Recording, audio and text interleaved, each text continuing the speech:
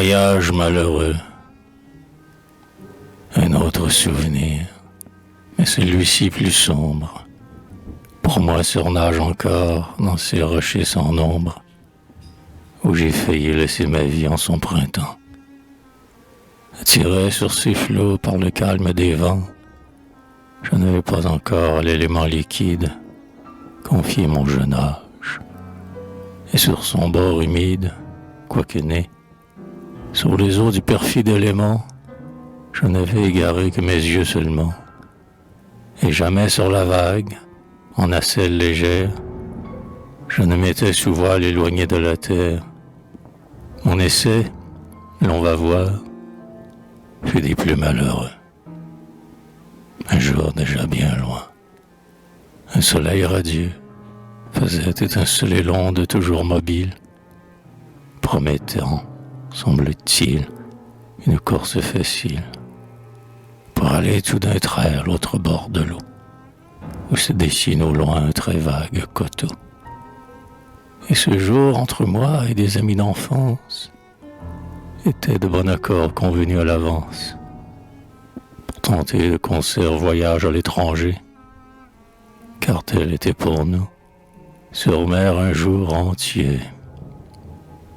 Je pensais, de danger ne prévoyant pas l'ombre, qu'avant que le soleil se soit plongé dans l'ombre, je pourrais dire, enfin je ne suis plus enfant. Puis bien osé franchir un bras de l'océan. Mais, ô déception, sur un bateau bien frêle, nous venions de monter, quand l'aurore si belle, tout à coup s'assombrit. Le vent mugit, le flot, tout d'abord si tranquille, en long sillon bientôt, se soulève et déferle avec un bruit sauvage, où perd tous ses efforts l'impuissant équipage. La voile qui sur mer est l'aile de l'oiseau. La voile, il faut la battre, ou bien notre tombeau pouvait s'ouvrir soudain, car la barque penchée, au fluide ambiant allait donner entrée. Restait le gouvernail, mais tout seul que peut-il? Contre vents et courants, quelle force aura-t-il? Un espoir cependant nous rassurait un peu, et grâce en soit rendue à la bonté de Dieu.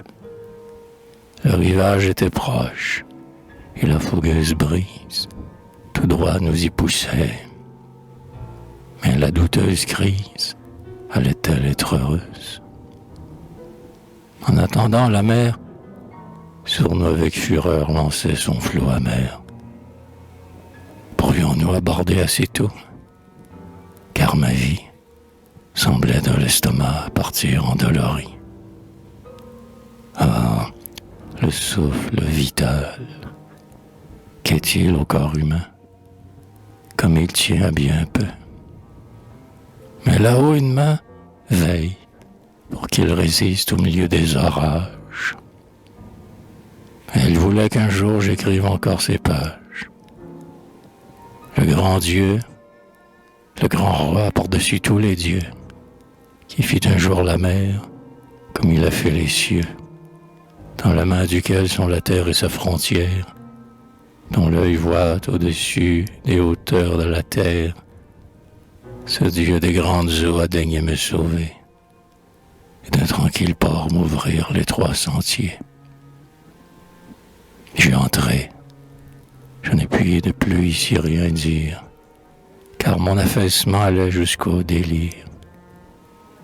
Et près mes compagnons maintenant disparus, me renseigner hélas,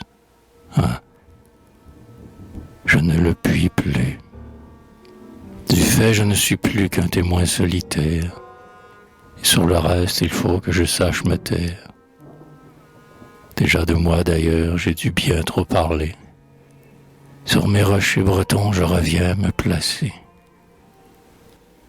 Quittons ici la rade et sa noire ceinture, de cent aspects divers d'une belle nature. Ses bords sont enrichis, traçons-en le contour.